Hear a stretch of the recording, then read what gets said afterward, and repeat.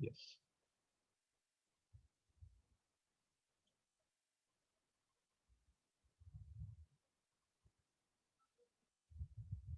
Right. So just understand first of all what are antenna arrays. So first of all, we will be learning about antenna arrays. I had not got time to prepare the slides. Please excuse me for that. So let us understand antenna arrays. If you could not understand my handwriting, please excuse me, tell me so that I can improve it. It is very difficult to maintain a good handwriting in the in this laptop, right? So first of all, we have already uh, designed or have studied about a single antenna element, right? But what is the problem in this single antenna element? Why we are going for arrays? First of all, for directional application, we require to uh, focus the beam in one direction. In terms of antenna terminology, we want to increase the directivity, right? To get the radiation in some desired direction and to stop the radiation in some undesired direction, right? Now, to increase the directivity, we we have to go towards antenna array, because a single antenna element can sometimes be insufficient to get desired directivity in some particular direction. Uh, we will start our discussion with two element antenna array. The discussion will be very, very brief, okay, because I believe that you remember whatever you have learned in your previous semester. So let us talk about two element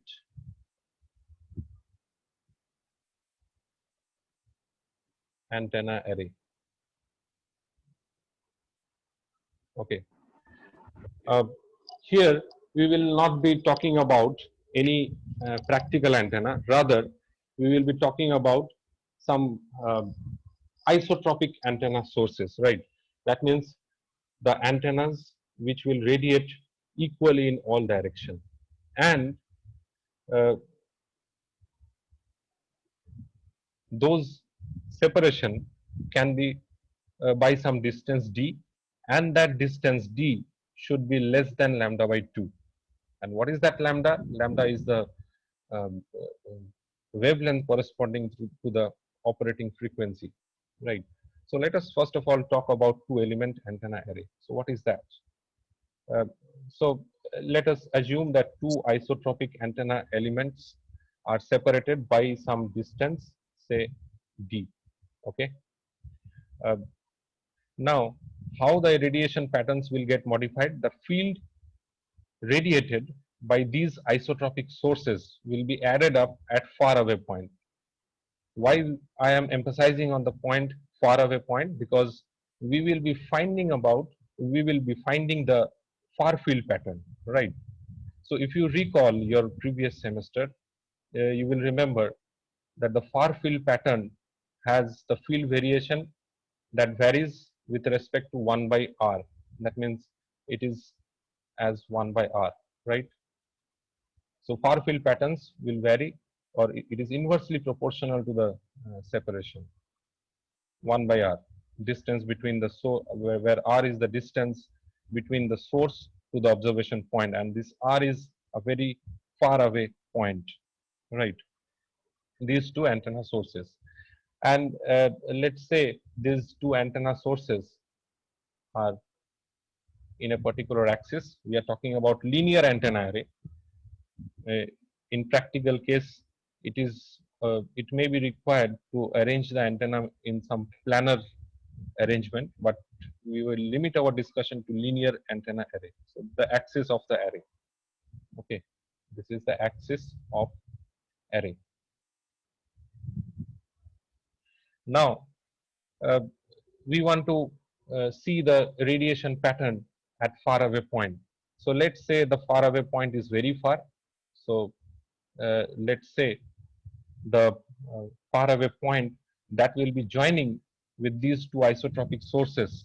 Say I am numbering the source as source 1 and second one as source 2. Okay.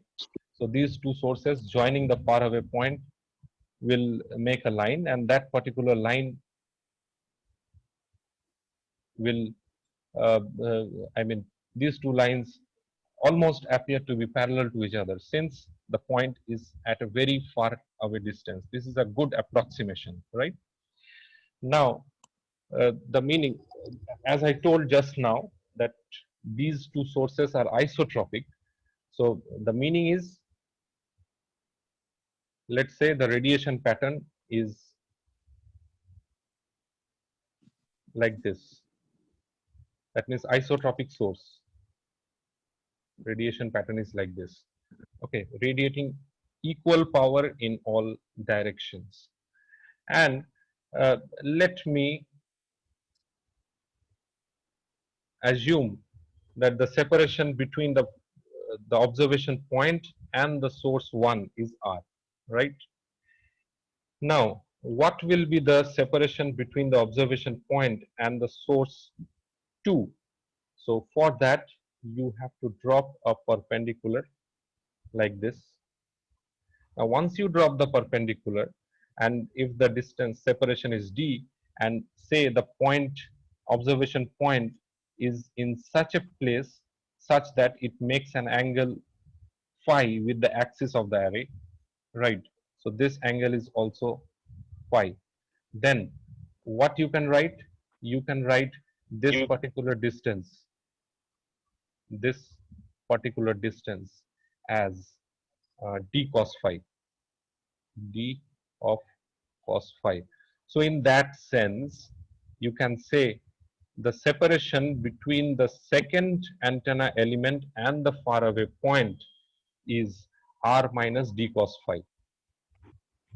So you can see that there is some path difference.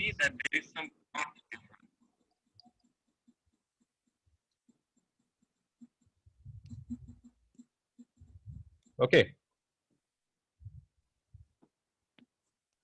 Uh, Everyone, please mute yourself. R minus d cos phi. So there is some path difference. Now, once if you want the radiation from the antenna elements, you need to excite the antenna elements. Now, let me assume that the excitation of antenna element 1, say excitation of antenna element 1 is, say, I1 delta 1. Okay. Say delta 1 is the phase or electrical phase, right? And let's say the excitation of antenna 2 is I2 delta 2, right? So obviously, you can see that there is some electrical phase difference between the radiator 2 and radiator 1. That is delta 2 minus delta 1 or delta 1 minus delta 2. That is the phase difference. So you can say that delta 1 minus delta 2 is the phase difference or electrical phase difference. Okay. This is one of the phase difference that you can observe. Now, uh, secondly, due to this path, due to this path difference, you can observe another phase change, right? So you can observe that there are two sources of phase changes. One is due to this electrical phase difference, and another one is due to path difference. Okay, and suppose if you add these two field components, E1 and E2, let's say E1 is the far field component of antenna 1 and E2 is the far field component of antenna 2, then you will get an expression which is approximately, say, some constant k naught I1 e power j delta 1, then 1 plus say I2 by I1, uh, then e power j delta 2 minus delta 1. This is multiplied by e power j beta d cos phi. Okay, an expression that you will get, an approximate expression after adding the far field components of these two antenna elements at the far away point, right? This is about two antenna element. Now, the next step that we had undertaken in our previous semester is to generalize this particular concept to n element linear antenna array, right? So here we are taking two components. Now this concept can be extended to uh, n element linear antenna array, right? So what is that? Say if I want to generalize the concept.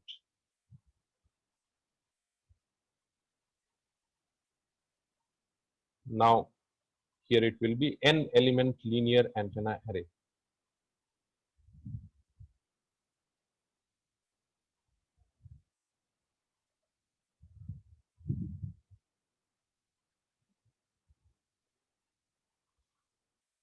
Uh, yes. Now suppose there are n number of elements. Say the n number of elements are 1, 2, 3, 4, dot, dot, dot. It will extend up to n, right? Now, let's say these are uh, the antenna elements are linearly separated, and as in the previous case, the separation between each antenna element is d, right? Okay. Now what we will do, the similar concept will be applied over here.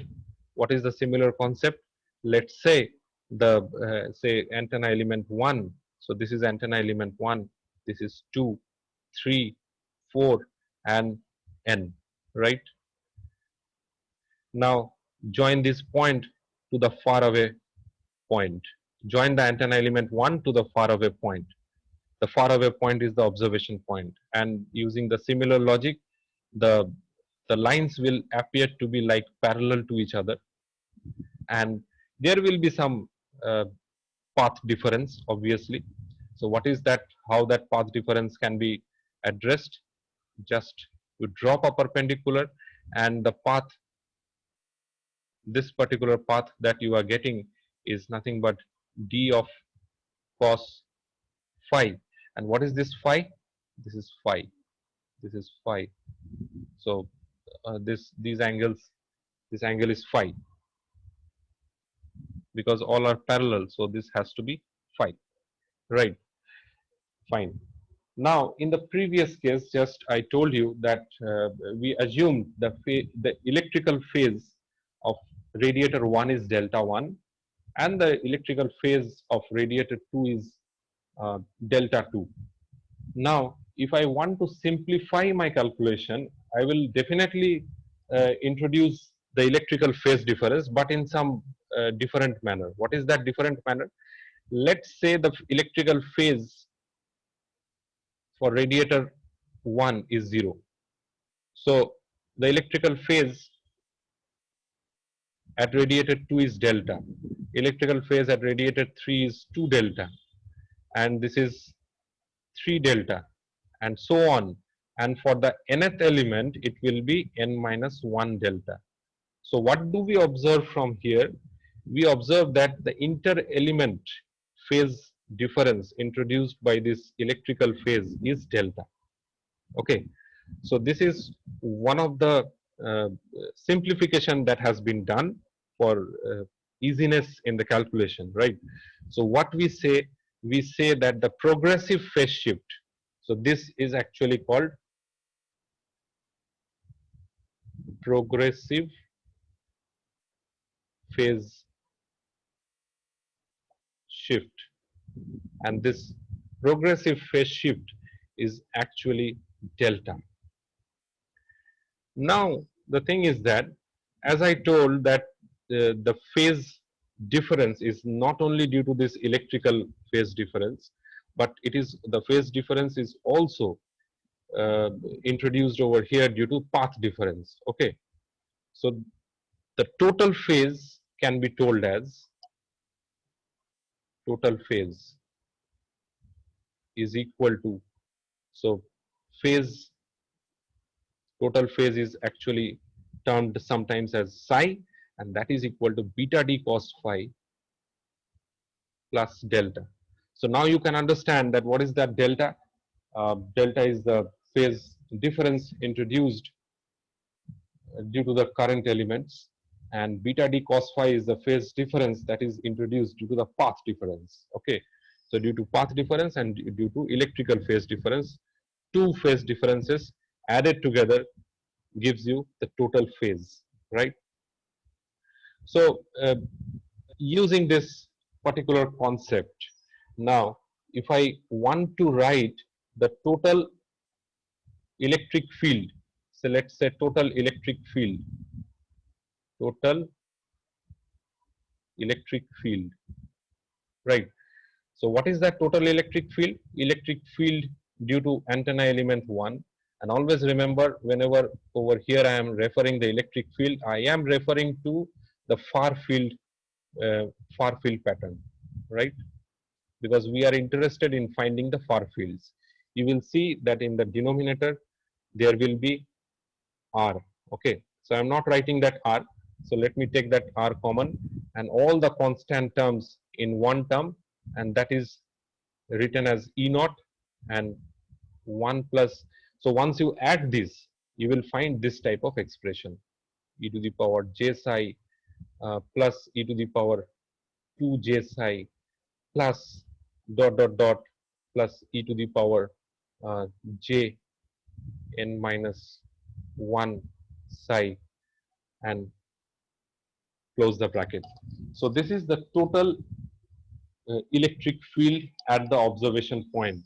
So what is the observation point? Let me say over here, this is the observation point, and this particular point is actually far field. Fine.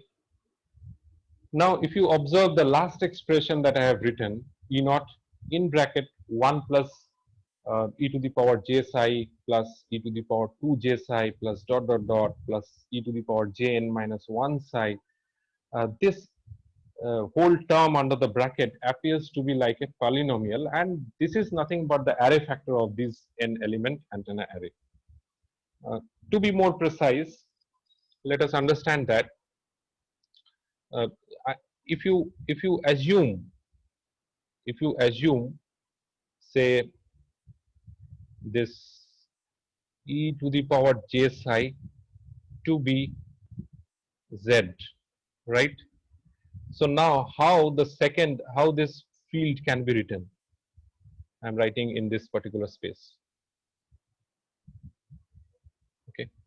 So how this field can be written like this: E is equal to E naught in bracket 1 plus Z plus Z square plus dot dot dot plus Z to the power n minus 1. So what you observe? You observe that E is equal to some constant. E naught will be the field that varies as 1 by R, that is taken as common, right? And in the bracket, you will get a polynomial like this: 1 plus z square plus dot dot dot plus z to the power n minus 1. Okay. Now, once you get this polynomial, now what is your next task?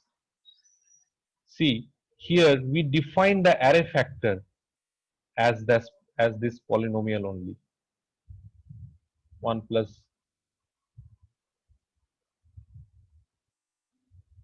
1 plus z plus z square plus dot dot dot plus z to the power n minus 1. So in brief, this is the array factor, right?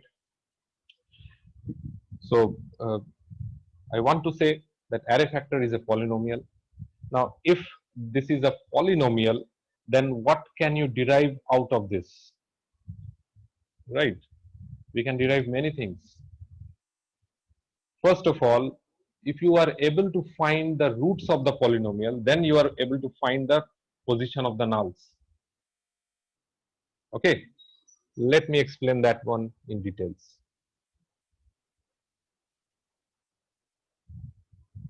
So ultimately, array factor will give you the field pattern at the far field position. Fine. Now, in general, the far field appears to be like this. I'm showing that.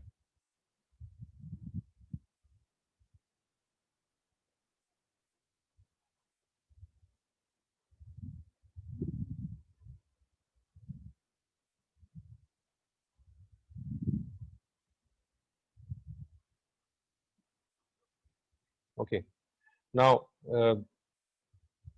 if you plot it in rectangular plot, let's say the horizontal axis will give you theta, right? And this is the main lobe followed by some side lobe, and these side lobes cannot be always avoided. It is always present in the antenna arrays, but we have to make the antenna array such that the side lobes are as minimum as possible, because these are the directions, these are the undesired direction of radiations. So these are side lobes, right? So we need to reduce the side lobe level as compared to the main lobe. So if you want to increase the directivity, finally, what you have to do, you have to reduce the side lobe level. The power radiation in the undesired direction has to be stopped, but it cannot be stopped completely, right? Now, this will give you some angles, right? So these are the direction of nulls.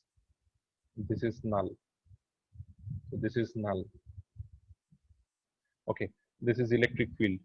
The vertical axis will give you the electric field. Fine. So how can you define the null? These are the directions where the radiation is zero. You get a zero radiation. So from your intuition, from this discussion, you can conclude that if uh, corresponding to this null, electric field is zero, right?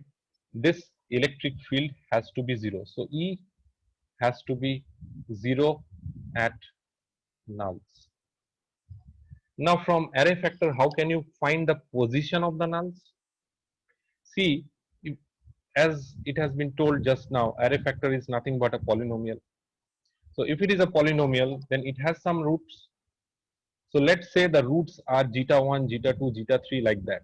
So let's say I am writing the same polynomial in this format, in factorized format, z minus zeta 2, so on, uh, z minus zeta n, right? Now, if the array factor is 0, that particular point will give you the direction of nulls. So what I mean, the roots of the polynomial will give you the nulls. So zeta 1, because at z equal to zeta 1, you will get array factor equal to 0. At z equal to zeta 2, you will get array factor equal to 0, and so on. So this zeta 1, zeta 2, and so on, this will give you the nulls, right? Another thing, a very interesting thing that I want to say uh, uh, over here. This is an example of the array factor. So why this is an example of an array factor? Only because in this particular example, I have assumed that the current excitation is 1 in all the elements. I repeat, over here the current excitation is 1 in all the elements. Okay, that means in the previous case, just I have told that say the excitation of antenna 1 is I naught, excitation of antenna 2 is I1, yes, followed by some phase angle, obviously. Excitation of antenna 3 is I3, and so on. Over here, while discussing, I assumed that the current excitations are 1, right? And we are getting the array factor like this. But if say the current excitation is not 1, but some other values, then what will be the array factor? If so, what I want to say is that if the excitation, if the excitations are say I naught, comma I1, comma I2 dot dot dot, then uh, over here I n minus 1, right? Like this. Then how can you write the array factor? Then the array factor will be modified. How it will be modified? This will be modified like this. Then the array factor will be modified as AF is equal to I naught plus I1Z plus I2 Z square plus dot dot dot, like this. So what I mean that this is the generalized array factor expression. When we have different excitations, in the example that I have shown, I assumed that the excitations were 1, but now I am telling no, it is not 1, but different elements has got different excitations, because you can control these excitations to find the optimum antenna array, optimal antenna array. That means we have to find the best solution of the combination of I naught, I1, I2, and so on, such that we get a maximum directivity with reduced side lobe level. Have you understood? Right? Because we, if we excite, we will see just now how it is possible. So whatever in the array factor, if you find the coefficients of the variables, right? These are nothing but the excitations of the antenna elements. The first one is the excitation of the first element. Second one, that is the coefficient of Z, which is I1, is the excitation of the second element, and so on. Clear? This is in general what we call as the array factor. And correspondingly, this is one thing. Another thing, the roots of this array factor will give you the position of the nulls. So two things you have. One thing, roots of the polynomial that we are getting from the array factor will give you the nulls, and the coefficients will give you the excitations. This is most important, okay, because we have to control the excitation to minimize the side lobe level. So having this discussion in mind, let us try to design. There are various possible ways to design optimal antenna array. You can do it by some optimization algorithm like genetic algorithm, particle swarm optimization, all different things. But we are not going into that those algorithms. But we will see one possible way that by using Chebyshev polynomial, how can we reduce the side lobe level? Okay. So this is array factor. Now we are switching over to Chebyshev polynomial.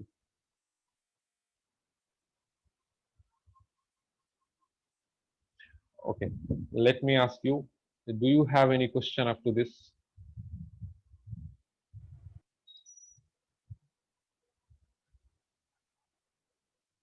Fine. So let me proceed.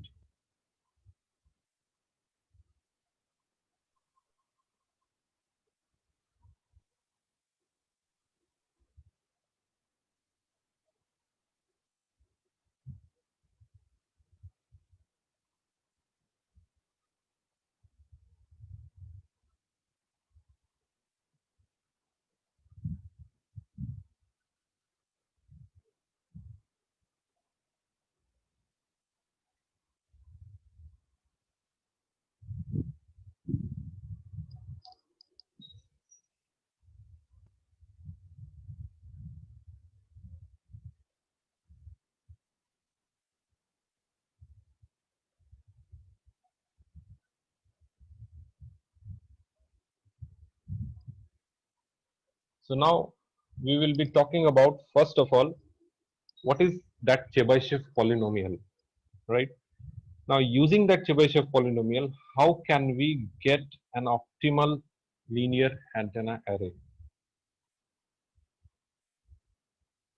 The inter-element spacing is same. That is why it is uniform antenna array.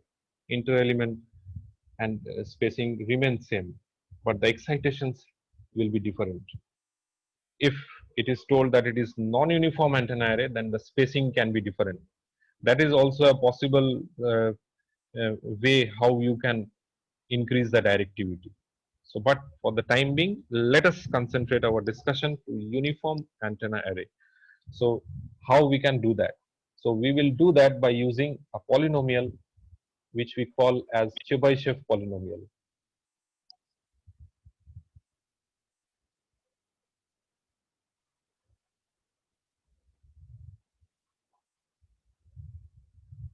Okay, only 2 minutes is left.